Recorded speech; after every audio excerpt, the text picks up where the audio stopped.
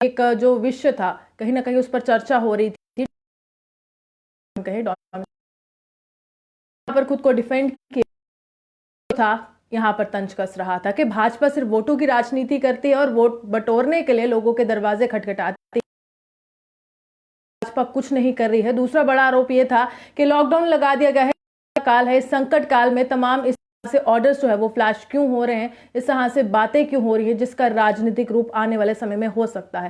लेकिन कहीं ना कहीं महिलाओं के अधिकार की बात जो है यहां पर की जा रही थी कि महिलाओं के अधिकार को संरक्षित किया जाएगा। धारा 370 की समाप्ति के बाद बहुत बड़ा मुद्दा यही था जो भाजपा के खेमे में कहीं ना कहीं उन लोगों के जो एक बातें लाने के लिए सफल हुआ कि लोग ये चाह रहे थे कि को क्या भाजपा सुरक्षित कर पाएगी। एक बड़ा फैसला डोमिसाइल सर्टिफिकेट के रूप में आया है। यहाँ पर जो महिलाएं हैं जो जम्मू से ताल्लुक रखती हैं, कश्मीर से रखती हैं, उनके बच्चों को भी यहाँ पर अधिकार दिया जाएगा जिनकी शादी जम्मू कश्मीर से बाहर हुई है।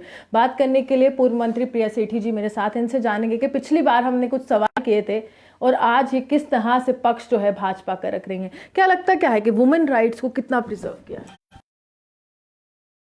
जब से ये 370 लागू हुआ था और उसके अमेंडमेंट्स वगैरह हुए तो सबसे ज़्यादा अगर ग्रसित थी इस 370 की वजह से वो थी महिला वर्ग, क्योंकि पहले भी उन्होंने जब इसके लिए आवाज़ उठाई तो वो कोर्ट के ज़रिए ही उठाई गई। ये जो जितनी भी गवर्नमेंट्स पहले आई, कांग्रेस के साथ आपकी पीडीपी आई या एनसी आई, इन सब लोगों ने सिर्फ महिलाओं के राइट्स को लेकर सिर्फ राजनीति की। पहला भी जो अधिकार मिला जिसके अंदर से पीआरसी दोबारा बनता था, शादी के पहले बनता था, फिर उसके बाद शादी के बाद फिर उस महिला को दोबारा से बनाना पड़ता था, उसको भी अगर कहीं ना कहीं हक दिलाया गया तो वो कोर्ट के ज़रिए दिलाया गया।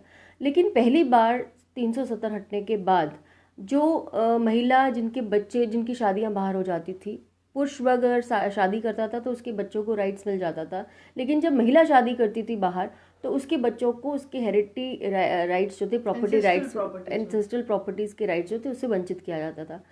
आज कल का जो डोमिसाइल का जो इन्होंने लागू किया है अधिनियम वगैरह, उसमें इन्होंने सबसे ज़्यादा जो है राहत जो दी है वो महिला वर्ग को दी है कि जो बेटियां यहाँ से शादी करके दूसरे शहरों में जाती हैं उनके बच्चों को भी डोमिसाइल राइट हक है।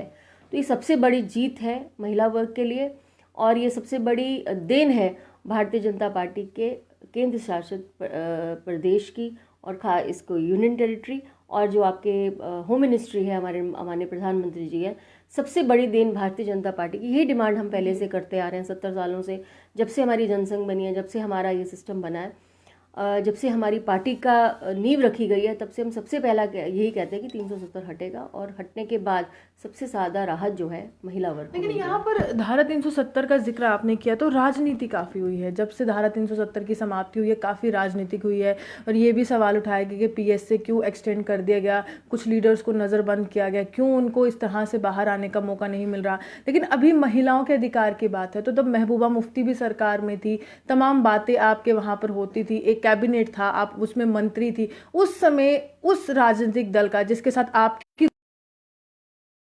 को लेकर देखिए, बड़ी बार ये डिस्कशंस होते रहे थे और इसके अंदर बहुत ज़ोरों से जो हमारे, क्योंकि ये सब कुछ जो था 370 हटने का, हमें पता था कि 370 तो हटना ही है, एक दिन भारतीय जनता पार्टी नहीं हटाना है।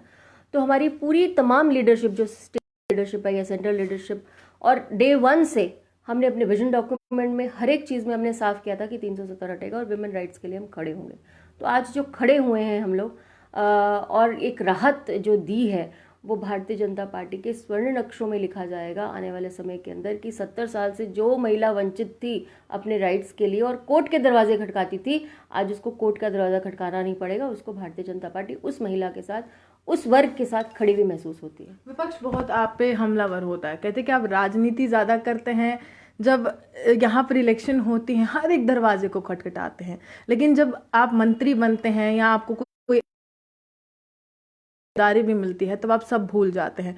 महिलाओं का जिक्र भी ज़्यादा महिला रहती थी लेकिन शादी बाहर हो चुकी थी, आज उनको हक मिला है, लेकिन आपको लगता है कि उनके बच्चों जाने वाले वक्त में भी इसी तरह से चीज़ें आएंगी? क्योंकि महिलाएं यही कह रही हैं कि हम तो जम्मू कश्मीर में रहते थे लेकिन शायद आज वो अधिकार नहीं है। क्या हम वासी थे या नहीं थे? रोया, आपने जब पढ़ा होगा डोमिसाइल रूल, तो उन्होंने भी स्पष्ट किया है कि जो बेटियां यहाँ से शादी करके बाहर जाती हैं उनके बच्चों को भी उतने ही राइट्स हैं। अगर वो 10th 12th बच्चे जो करते हैं यहाँ पर एजुकेशन के अंदर, उनको राइट्स हैं। तो मुझे लगता है कि ये सवाल ही पैदा नहीं होता कि अब उनके राइट से उनको वंचित किया जाएगा। I am asking you about the land. देखिए, लैंड लॉज भी अभी आएंगे, उसके ऊपर भी, डोमिसाइल के ऊपर, उसके ऊपर भी पूरा हक जो है वो मिलेगा। ऐसी बात नहीं है कि वो नहीं उठी हुई है। और भारतीय जनता पार्टी हमेशा से जो है अपनी महिला शक्ति के साथ खड़ी भी नजर आई है। तो कोई भी उनको राइटों से वंचित नहीं किया जाएगा, हमेशा हर दम पे जो है उनके साथ खड़ी भी महसूस होगी। आपने बात की है अभी जितने भी राजनीतिक पक्ष जो हैं, जो धरातल पे हैं, उनसे आप एक सवाल ज़रूर कीजिए हमारी तरफ से, भारतीय जनता पार्टी की तरफ से, कि भाई 70 सालों से कभी आपने टाई अप किया पीडीपी के साथ, कभी आपने टाई अप किया एनसी के साथ, लेकिन कभी ऐसे कदम उठाए गए जो ये कुछ चंद महीनों में उठाए गए हैं। हमारी जम्मू कश्मीर की राजनीति 370 हट्टे के बाद अगस्त 5 को इसका एक निकला है, इसका जो पास हुआ है, निर्णय हुआ है, उसके बाद अगस्त से बाद आज जो है पूरा एक स्टेट को हम यूनियन टेरिटरी के अंदर तब्दील किया गया। और तब्दील करने के बाद एक ट्रांजिशन फेज शुरू, जितने अमेंडमेंट्स हुए हैं उनको स्टडी करना, उनके अंदर उनको दोबारा से लागू करवाना। जितने एसआरओज हुए हैं वो सारे के सारे अबॉलिश हो गए हैं पुराने वाले, लेकिन उनको किन को कैरी करके फॉरवर्ड लाना है, ये बहुत कर रही है एसआरओ। सुनिए मेरी बात खत्म आ जाएगा। इतने सारे जो चीज़ें हैं संविधान के हैं, ये सारी चीज़ें जो है पाइलअप करके कहीं ना कहीं एक ट्रांजिशन फेज में जो है हमारी स्टेट गुजर रही है। मुझे लगता है कि हमें अगर 70 साल उन लोगों को दिए हैं, तो कम से कम 1 साल 1.5 साल हमें जो ट्रांजिशन फेज है हमारी एडमिनिस्ट्रेशन को भी देना चाहिए कि देखिए इतना कोरोना का इतना चीज़ हो रही है, लेकिन एडमिनिस्ट्रेशन चूक नहीं रही, अपना काम पूरी शिद्दत से कर रही है, ताकि ये जितने भी हैं आपके, जब तक आपका डोमिसाइल लॉ लागू नहीं हो पाता तब तक ये लोग जो थे अपनी जो आपके अधिकार है, नहीं अधिकार तो छोड़िए, जो आपके इवन जो अपनी रिक्रूटमेंट्स करनी है वो नहीं कर पाते। तो इसीलिए दरवाजे खोलने के लिए, और यूथ यहाँ का बहुत परेशान है, आपने देखा होगा। यूथ तो एसआरओ 202 से भी परेशान है, एसआरओ 24 से भी परेशान है, और कहीं ना कहीं सोशल मीडिया पर भाजपा के खिलाफ ही कैंपेन एक बार फिर से चलाई जाए। ये जो एसआरओ 202 है, इसके ऊपर पूर्ण तरीके से हमारी जो स्टेट की लीडरशिप है उन्होंने अवगत करवाया है होम मिनिस्ट्री को, और यहाँ के जो लेफ्टिनेंट गवर्नर साहब हैं उनके साथ भी हमेशा हमारी जो जितनी भी अपडेट होती है। एक बात अगर आपने स्पष्ट देखी होगी कि भारतीय जनता पार्टी ही एक ऐसी पार्टी है जो अपने कान आंख नाक खोल के रखती है और हर तरफ से सुनती है, समझती है, हर लोगों के साथ बैठती है, बात करती है, और फिर उसके बाद जो है उसको लागू करवाने की भरपूर कोशिश करती है।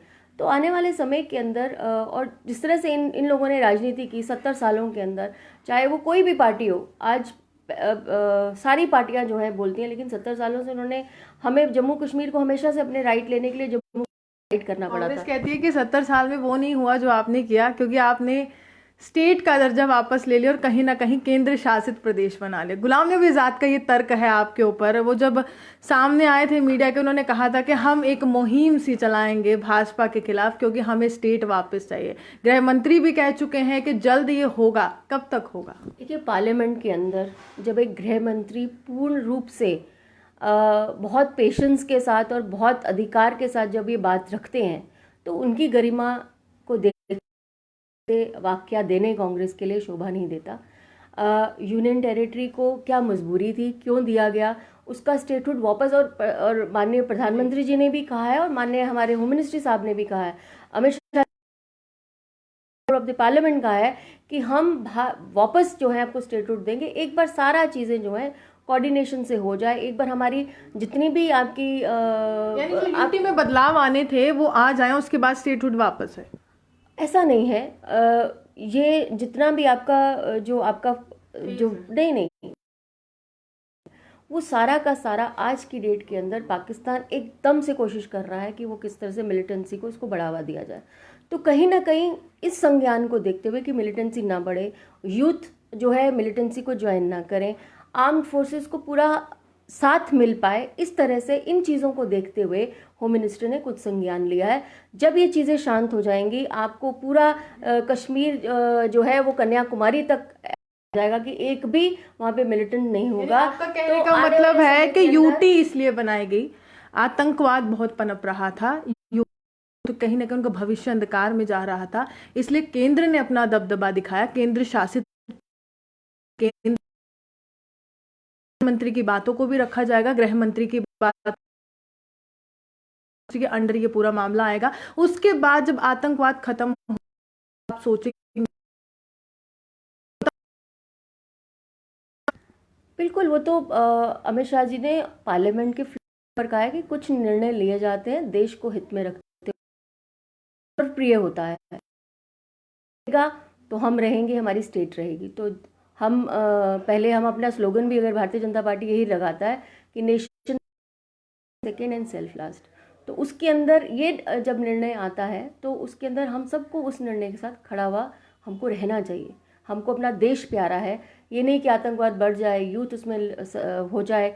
और 70 साल से अगर आपने देखा होगा जिस तरह से कांग्रेस शासित प्रदेश रहा है, ये हमेशा से उनकी है, लेकिन किस तरह से वो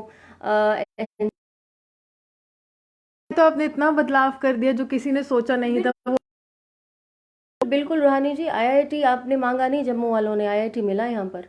आपको एम्स बनाने की जरूरत नहीं पड़ी, एम्स आया आपके यहाँ। एजुटेशन हुई थी एम्स के लिए। नहीं, सेंट्रल यूनिवर्सिटी, और उसका देखिए आपने रोड्स मांगी नहीं, रोड्स आपको मिली।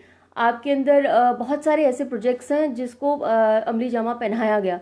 तो मुझे लगता है कि जम्मू कश्मीर, जम्मू के खासकर भारतीय जनता पार्टी को, और जिन्होंने वोट लिया है उनको भी ये महसूस है कि भाई उन्होंने अपने ज़मीन स्तर पे काम करना है, लोगों के लिए काम करना है, लोगों के हित में काम करना है, और अपने आप को स्पष्ट करते हुए कि हमारी लीडरशिप जो है बिलीव करती है काम करने के अंदर। हमारी लीडरशिप जो है बिलीव करती है कि काम करे और नीचे स्थल पर करे और लोगों को सुने, और फिर उसके बाद जो है ये सारी चीज़ें कहीं ना कहीं लेकर आए। शुक्रिया। साफ तौर पर भाजपा की लीडरशिप ये विश्वास करती है कि वो जमीनी स्तर पर काम है।